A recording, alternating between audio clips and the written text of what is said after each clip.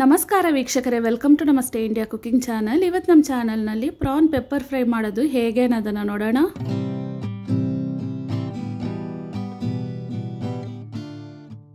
Clean ಮಾಡಿ ಅರಿಶಿನದ ಪುಡಿಯನ್ನು ಹಾಕಿ ತೊಳೆದಿರುವ 1/4 kg ಪ್ರಾನನ್ನು ತಗೊಂಡಿದ್ದೀನಿ. ಇದನ್ನು ಒಂದು ಬಾಣಲಿಯಲ್ಲಿ ಹಾಕ್ತಾ ಇದ್ದೀನಿ. ಇದರಲ್ಲಿ 1/4 ಸ್ಪೂನ್ ಅರಿಶಿನದ ಪುಡಿ, 1/4 ಸ್ಪೂನ್ ಉಪ್ಪು, 1 ಸ್ಪೂನಷ್ಟು ಶುಂಠಿ ಬೆಳ್ಳುಳ್ಳಿ ಪೇಸ್ಟನ್ನು ಹಾಕ್ತಾ ಇದ್ದೀನಿ. ಇದನ್ನು 1 ನಿಮಿಷ ಹಾಗೆ ಬಾಡಿಸ್ಕೊಳ್ತಾ ಇದ್ದೀನಿ.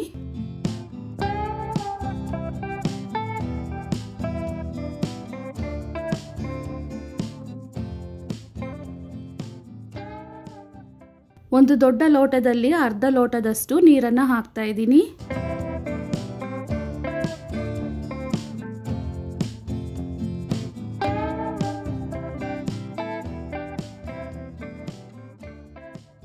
ತಟ್ಟೆಯನ್ನು ಹಾಕಿ ಮುಚ್ಚಿಟ್ಟು ಇದನ್ನು 10 ನಿಮಿಷದವರೆಗೂ ಬೇಯಿಸ್ಕೊಬೇಕು.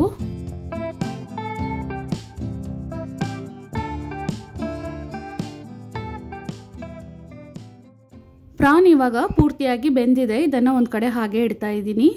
ಒಂದು ಪ್ಯಾನ್ನಲ್ಲಿ 2 ಚಿಕ್ಕ ಸೌಟಷ್ಟು ಎಣ್ಣೆಯನ್ನು ಹಾಕ್ತಾ ಇದ್ದೀನಿ.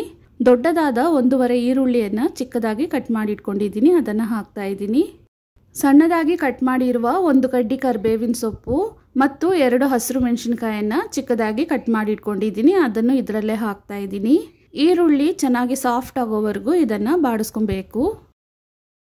ಈರುಳ್ಳಿ ಇವಾಗ ಚೆನ್ನಾಗಿ ಫ್ರೈ ಆಗಿ ಅದರ ಬಣ್ಣನೂ ಬದಲಾಗಿದೆ. 1/4 ಸ್ಪೂನ್ಗಿಂತ ಕಡಿಮೆ ಉಪ್ಪನ್ನು ಹಾಕ್ತಾ ಇದ್ದೀನಿ.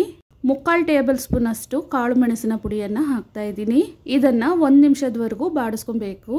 ಪ್ರಾನನ್ನು ಬೇಯಿಸಬೇಕಾದ್ರೇನು ಉಪ್ಪನ್ನು ಹಾಕಿದ್ದೀನಿ, ಆದ್ದರಿಂದ ಈರುಳ್ಳಿಗೆ ಬೇಕಾಗುವಷ್ಟು ಉಪ್ಪನ್ನು ಮಾತ್ರ ಹಾಕೊಬೇಕು.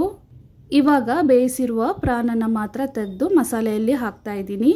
ಇದನ್ನು 2 ನಿಮಿಷದವರೆಗೂ ಬಾಡಿಸ್ಕೊಬೇಕು.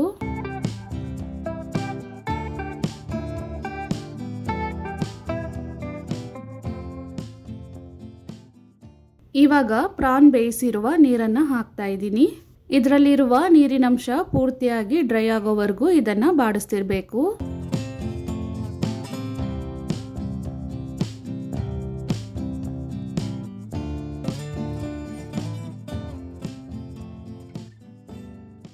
ಮಸಾಲೆಯನ್ನು ಇನ್ನೂ ಡ್ರೈ ಮಾಡ್ಕೊಬೇಕು, ಆವಾಗಲೇ ಟೇಸ್ಟ್ ತುಂಬ ಚೆನ್ನಾಗಿರುತ್ತೆ. ಡ್ರೈ ಮಾಡಿದಾಗ ಮಸಾಲೆ ಎಲ್ಲ ತಳದಲ್ಲಿ ಹಿಡ್ಕೊಳ್ಳುತ್ತೆ, ಪರವಾಗಿಲ್ಲ. ಪ್ರಾನನ್ನು ಮಾಡಿ ಆದಮೇಲೆ ಸ್ವಲ್ಪ ಹೊತ್ತು ಹಾಗೆ ಬಿಟ್ರೇನೆ ಮಸಾಲೆ ಎಲ್ಲ ಪಾತ್ರೆಯಿಂದ ಬಿಟ್ಕೊಂಬರತ್ತೆ.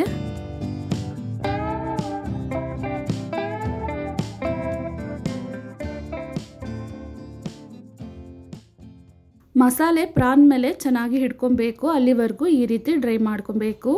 ಈ ಟೈಮ್ನಲ್ಲಿ ಇನ್ನೂ 1/4 ಟೇಬಲ್ ಸ್ಪೂನ್ ಅಷ್ಟು ಕಾಳು ಮೆಣಸಿನ ಪುಡಿಯನ್ನು ಹಾಕ್ತಾ ಇದ್ದೀನಿ. ಇದಾದಮೇಲೆ ಕಟ್ ಮಾಡಿರುವ ಕೊತ್ತಂಬರಿ ಸೊಪ್ಪು, ಅರ್ಧ ನಿಂಬೆ ಹಣ್ಣಿನ ರಸವನ್ನು ಹಿಂಡ್ತಾ ಇದ್ದೀನಿ. ಒಂದ್ಸಲ ಚೆನ್ನಾಗಿ ಮಿಕ್ಸ್ ಮಾಡಿ ಸ್ಟವನ್ನು ಆಫ್ ಮಾಡಬೇಕು.